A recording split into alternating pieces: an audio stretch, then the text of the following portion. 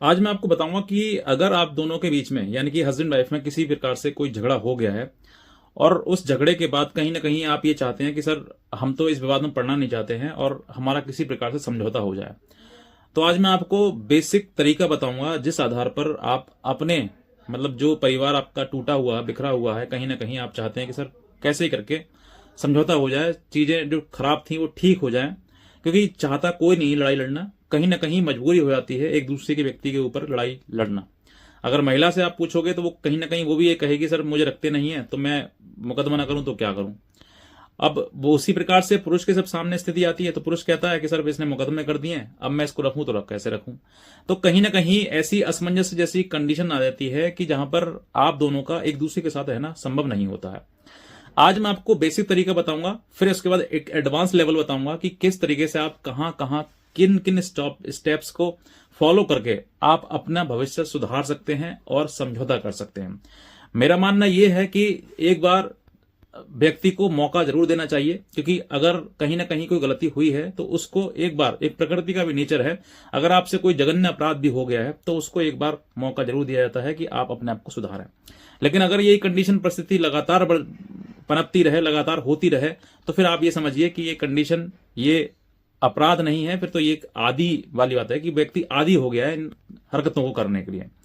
तो देखिए, सबसे पहले जिस समय शादी होती है उस समय शादी के बाद जो है दोनों के मन में जो कहीं ना कहीं खुशी का माहौल होता है दोनों परिवारों में, क्योंकि बेटी को ब्याह करना, विदा करना, पति के पास भेजना उसको, तो उसका कहीं ना कहीं आप घर परिवार बसा रहे हैं, संसार है उसका, एक पति पत्नी का जीवन कहते हैं ना, कुटुंब, एक पूरा संसार है उनके उन दोनों का, तो वो आप बसा रहे हैं। लेकिन कहीं ना कहीं परिस्थिति ऐसी बिगड़ जाती है कि वो परिवार बिगड़ जाता है और उन दोनों का रिश्ता खराब होने से शुरू हो जाता है। और जो दोनों परिवार हैं उन दोनों के पीछे एक बेटी का परिवार, एक बेटे का परिवार, तो दोनों का परिवार में कहीं ना कहीं कंडीशन ऐसी आ जाती है कि दोनों टेंशन में जीना शुरू कर देते हैं। तो मैं आपको एक छोटी सी राह बताऊंगा कि आप जो है इन कंडीशन से, मतलब जो टेंशन डिप्रेशन में आप जी रहे हैं, ये हो सकता है कि अगर थोड़ा सा प्रयास आप करें तो ये सब कुछ ठीक हो जाए। सबसे पहली बात, आपको वो बेसिक लेवल बताता हूं जहां पर अभी आपका सिर्फ और सिर्फ ये जो लड़ाई झगड़ा है वो सिर्फ और सिर्फ चार दीवारी के भीतर तक है या फिर समाज तक है, कोर्ट कचहरी तक नहीं पहुंचा है। अगर कोर्ट कचहरी पहुंच गया वो एडवांस लेवल आ जाता है, वो मैं बाद में बताऊंगा, लेकिन पहले ये चीजें बता देता हूं। जब आपके सामने ऐसी परिस्थिति आती है कि हाँ लड़ाई झगड़े हो रहे हैं, तो सबसे पहले ये पति पत्नी का ही कर्तव्य है कि दोनों अपने इंटरनली, मतलब ना किसी को बताए हुए, ना मम्मी को, ना पापा को, ना भाई को, ना समाज को, किसी को बिना बताए हुए आप अपने आप सुधार करें। अगर पत्नी आपसे कह रही है कि देखो ये चीजें मुझे पसंद नहीं है, तुम मत किया करो, तो साहब छोड़ दो, मत किया करो। कुछ चीजें एक दूसरे के लिए खुशी के लिए भी की जाती हैं कि भाई मेरी पत्नी मेरे से इन बातों से खुश नहीं है तो मैं सोचूंगा कि ये मैं ना करूं। उसी प्रकार से पत्नी का भी धर्म बनता है कि पति अगर कुछ कहता है कि भाई देखो मम्मी पापा है, इनकी बात मान लिया करो, मेरी बात है मेरी बात मान लिया करो, मम्मी है इनसे थोड़ा खुश होकर बोल लिया करो, लड़ाई झगड़ा मत किया करो, इनकी सेवा कर लिया करो, इनका कहना मान लिया करो। अगर ये सब बातें वो बताई जा रही हैं तो इतना तुम्हें भी करना पड़ेगा। अब तुम्हें लगे कि भाई सास ससुर मेरे दुश्मन है, उनको दुश्मन की नजर से देखना है, उनको लड़ाई झगड़ा करना है, अलग रहना है, मुझे तो जिद है मेरी, तो फिर ये चीजें नहीं चलेंगे। ये चीजें परिवार को तोड़ने वाली चीजें हैं। तो ऐसी जिद तुम करोगे तो मैं कहता हूं आपको कानून भी नहीं बख्शेगा, क्योंकि कानून में भी नियम है कि अगर पत्नी माता पिता से, सास ससुर से मतलब अलग रहने की जिद करे तो वो क्रूरता मानी जाती है। तो ये इस तरीके का मेंटली फिजिकली आप जो दर्द है वो मत दीजिए।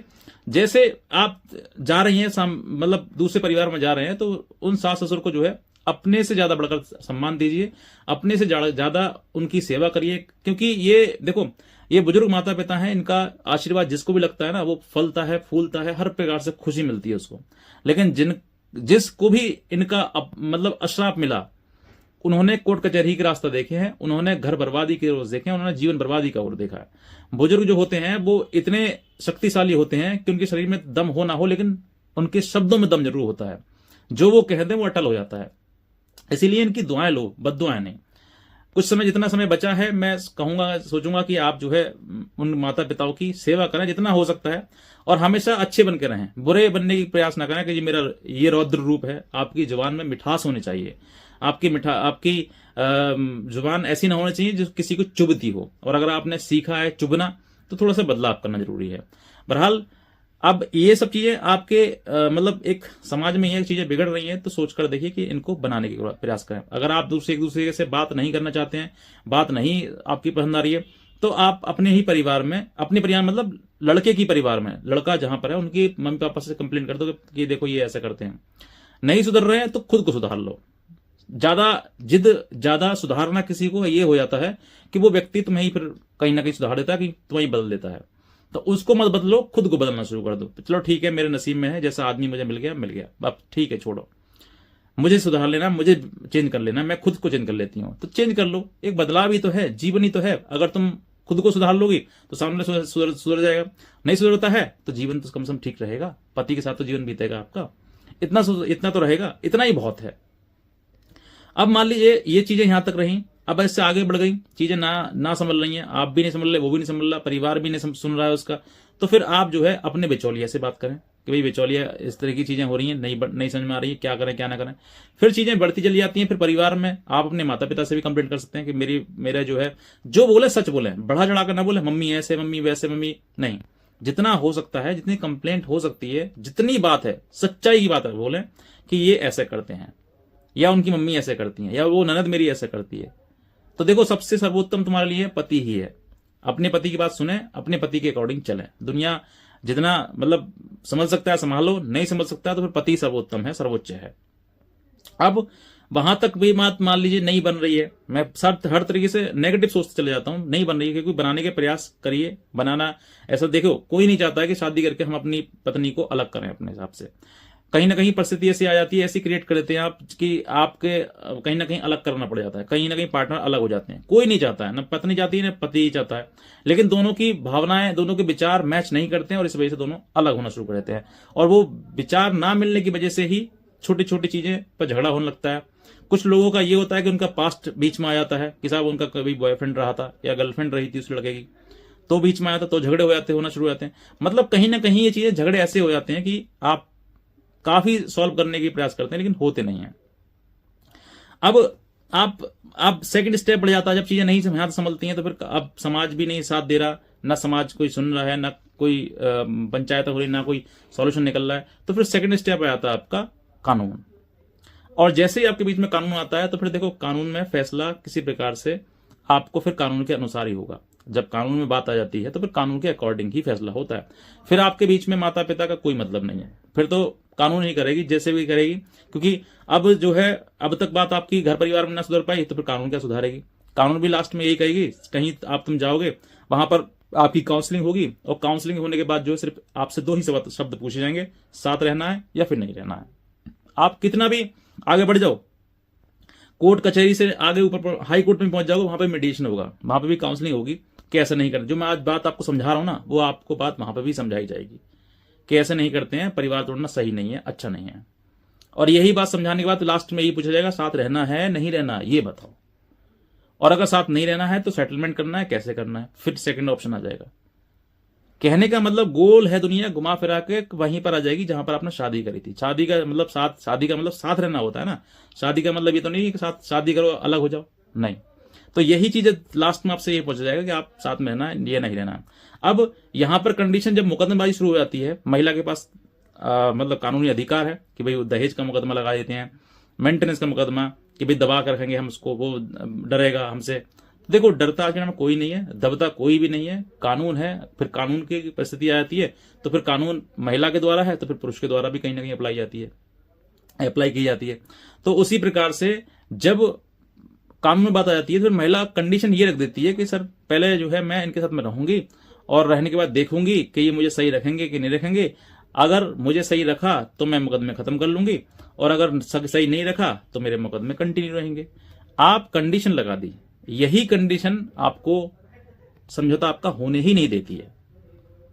अब यहां पर आपने अपनी कंडीशन बता दी, उसी प्रकार से पति बताएगा कंडीशन कि मैं तो तब रखूंगा जब तू मुकदमे खत्म कर देगी तब। बस इसी जिद के पीछे अब ये कानून आपके दोनों के बीच में एक दीवार बन गई। मुकदमे ना खत्म होंगे, ना तुम साथ रह पाओगे, और साथ रहोगे तो मुकदमे चलेंगे। तो मैं भी आपसे ये कहता हूं कि अगर महिला आपसे ये कह रही है ना कि मैं मुकदमे खत्म नहीं करूंगी और साथ में रहूंगी, तो कहीं ना कहीं ये जो चीजें हैं ना, ये आपको भविष्य कहीं ना कहीं बिगाड़ने की चीजें हैं। ये क्योंकि जो मुकदमे अब तक करे हैं जिनमें कुछ रिक्त स्थान बचे हैं, कुछ डॉक्यूमेंट, कुछ सबूत नहीं है, तो वो सबूत अब सेकंड टाइम पे वो पूरे करे जाएंगे, वहां से घर से उठा के लिए जाएंगे और वो मुकदमे में लगाए जाएंगे। क्योंकि जो परिस्थिति अब तक थी और मुकदमे कर दिए गए, तो फिर क्या क्या गारंटी है कि अब दोबारा वो परिस्थिति नहीं होगी? किसी पे क्या विश्वास कर सकते हो? क्या किसी गारंटी ले सकते हो कि नहीं परिस्थिति ऐसा नहीं होगी, अब ऐसा होगा? तो वो बदलाव जो है अब तो ज्यादा होगा, क्योंकि अब जो है अब तुम जाओगे कहीं ना कहीं घर में, जो चीजें बाद में कभी तुमने हमें कोर्ट कचहरी करा दी, ताने तो मारे जाएंगे। अब ताने मारे जाएंगे तो ताने बुरे लगेंगे, बुरे लगेंगे तो 2-4 दिन महीने रुकोगे, फिर उसका फिर वापस वहीं मायके चले जाओगे। तो कंडीशन कहीं ना कहीं ये चीज आती है सहनशीलता पर, कि कुछ बातों को सुनकर इग्नोर भी किया जाता है। हमें हर बात पर रेस्पॉन्स देना, हर बात पर रिप्लाई देना, हर बात पर गुस्से में जवाब देना, वो भी नहीं होता है। परिवार है, 4 बातें सुनी जाती हैं और सुनकर उनको पिया जाता है, घूट पिया जाता है, तब जाकर परिवार चलते हैं। हर बात पर रिप्लाई दोगे, हर बात का पत्थर का जवाब ईंट से दोगे, तो फिर चीजें बिगड़ जाएंगी। और इसी वजह से आज के टाइम परिवार बिगड़ रहे हैं। हर पुत्र बेटा ये चाहता है कि मेरी पत्नी आए, मेरी सेवा करे, मेरा देखभाल करे, मेरे माता पिता की करे और मेरा परिवार संभाले, बस इतना, और इससे ज्यादा कुछ नहीं चाहता है। मैं कहता हूं आज के टाइम में कोई भी बेटा ऐसा ना होगा जिसको बहुत सारे, मुझे धन चाहिए, मुझे दौलत चाहिए, मुझे मेरे ससुर से गाड़ी चाहिए, कार चाहिए, कोई नहीं मांगता है। हर व्यक्ति कहीं ना कहीं कमा लेगा, और अगर कमा नहीं पाएगा तो वो कहीं ना कहीं ऐसा इतना तो रहेगा कि वो खुद खा लेगा, पेट भर लेगा, और पत्नी को पेट भरा देगा। और अधिकतर आप देखोगे जितने भी रिच हैं, रिच मतलब जितने भी अच्छे खासे हैं, जिनका परिवार अच्छा है और वो एक अच्छी कैटेगरी में आते हैं, यानी कि बढ़िया परिवार है, उनकी फैमिली अच्छी है, उन्हीं घरों में ज्यादातर ये मुकदमेबाजी हो रही है। और वरना जो व्यक्ति सड़क पर, फुटपाथ पर जीवन जी रहा है, जिनको खाने तक को ठिकाना नहीं है, उनके घर में अच्छे बहू रह रही है, पत्नी रह रही है अच्छे से। जिनमें ज्यादा सुख है उन्हीं को दुख दिया जा रहा है। ये भी देखी जा रही चीजें। तो यहां पर अब अगर फैसला करना है तो फैसला ऐसा मत करिए जो आपको दुखदायी बनाए। फैसला करना है तो अब एक ही बात में आ जाओ, इधर या उधर, बस आर या पार कर दो। बीच में पेंडिंग छोड़ दोगे तो फिर वही चीजें है कि फिर वही दुखदायी बन जाएंगे। अगर मुकदमे कर दिए हैं तो मुकदमे लड़ो, अब ऑप्शन है ही नहीं वापस जाने का। और अगर वापस जाना है तो फिर मुकदमा किया क्यों था? अगर तुम्हारे साथ में बहुत अत्याचार हुआ, अन्याय हुआ, तो फिर ये मुकदमा लड़ो, सजा कराओ लोगों को। अब सजा भी नहीं करानी है, साथ भी रहना है, तो इसका मतलब मुकदमा झूठा था, सिर्फ तुम्हें दबाव बनाने के लिए, प्रेशर बनाने के लिए मुकदमा किया था। तो ये मुकदमा, अगर देखिए अब यहां पर भी बहुत सारे लोग जो है चाहते हैं कि भाई हम साथ में रह नहीं सकते तो फिर अलग हो जाए, तो फिर सेपरेट होने के लिए आपको सेक्शन 13B के तहत मुकदमा दायर करिए, और उससे पहले कॉम्प्रोमाइज डीड बनवा लीजिए, ताकि वो व्यक्ति पलटा ना मार जाए। क्योंकि पता ना लगी अभी तो हाँ कहते हैं, उसके बाद फिर ना कहते हैं, तो वो भी समझ में नहीं आएगा आपके।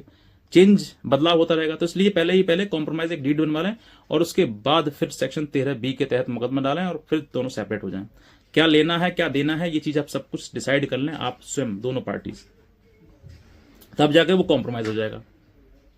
अब यहां पर कॉम्प्रोमाइज में कंडीशन कभी कभी ये भी आती है कि सर हम तो साथ रहना चाहते हैं, हम तो अलग होना ही नहीं चाहते हैं।